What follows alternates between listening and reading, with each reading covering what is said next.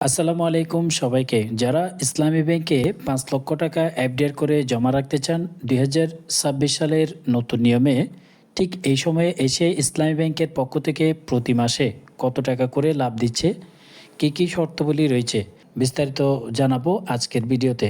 যারা চ্যানেলে নতুন, এই ধরনের নিত্য নতুন ভিডিও পেতে চ্যানেলটি সাবস্ক্রাইব করবেন। যারা অলরেডি সাবস্ক্রাইব করেছেন আপনাদেরকে অসংখ্য ধন্যবাদ। ইসলামী ব্যাংকের ওয়েবসাইট থেকে আমরা মূলত এই তথ্যগুলো সংগ্রহ করেছি। যদি কোনো ভুল থাকে সেটি অবশ্যই আমাদেরকে জানাবেন। প্রত্যেকটা ব্যাংকেই প্রায় এফডিআর এর রেট পরিবর্তন করা হয়েছে।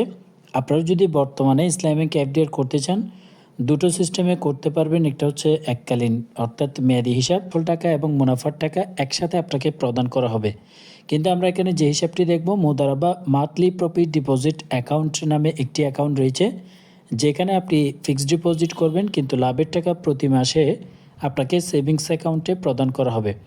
তার জন্য আপনার যদি ইসলামী ব্যাংকে কোনো প্রকারের সেভিংস অ্যাকাউন্ট না থাকে, অবশ্যই একটি সেভিংস অ্যাকাউন্ট খুলতে হবে। যখন এফডিআর করতে যাবেন ওই দিন খুলতে পারবেন। আর যাদের সেভিংস অ্যাকাউন্ট আগের থেকেই রয়েছে তারা অ্যাকাউন্টটি লিঙ্ক করে দেবেন, তাহলে প্রতি মাসে মাসে আপনার এফডিআর এর যে প্রফিটটা সেটা আপনার সেভিংস অ্যাকাউন্টে দেওয়া হবে। বর্তমানে যে লিমিট রয়েছে অ্যাকাউন্ট খোলার, সেটা হচ্ছে মিনিমাম আপনাকে ১ লক্ষ টাকা দিয়ে শুরু করতে হবে। এর নিচে হবে না, তবে এর উপরে যে কোনো পরিমাণ আপনার ইচ্ছে মতো রাখতে পারবেন। এটার মেয়াদকাল মূলত দুটা রয়েছে। একটি হচ্ছে আপনি ৩ বছরের জন্য করতে পারেন এবং ৫ বছরের জন্য আপনি করতে পারেন। দুটো মেয়াদকাল রয়েছে। দুটো থেকে যে কোনো একটি আপনি বেছে নিতে পারবেন। বাংলাদেশি নাগরিক হলেই হবে, ১৮ বছর বয়স হতে হবে, শুধুমাত্র এইটুকুই শর্ত। তো আমরা ডিপোজিট রেটটা দেখব। বর্তমানে আপনি যদি ৫ লক্ষ টাকা রাখেন তাহলে কত টাকা পাবেন। শেষ ১ তারিখ ১০ মাস ২০২৫ সালে আপডেট করা হয়েছে। ২৬ সালে আর কোনো রেট পরিবর্তন করা হয়নি এখনও পর্যন্ত। আপনারা যদি এই দুটো স্কিম বেছে নেন, বর্তমানে দুটোর মধ্যে আপনি ৫ বছর মেয়াদকালের জন্য যদি এফডিআরটি করেন তাহলে ১১.৫০% হারে লাভ পাবেন।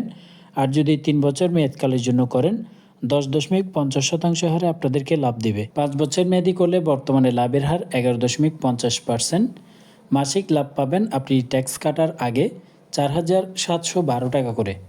এখান থেকে 10% যদি ট্যাক্স কাটা হয় পাওয়া যাবে ট্যাক্স কাটার পরে ৪,৩১৩ টাকা করে এবং ১৫% যদি কাটা হয় তখন আর একটু কম লাভ পাবেন। কারণ হচ্ছে আপনি অ্যাকাউন্ট করার সময় টিন সার্টিফিকেট বা রিটার্ন স্লিপ দিলে 10% কেটে নেওয়া হবে, না দিলে 15%।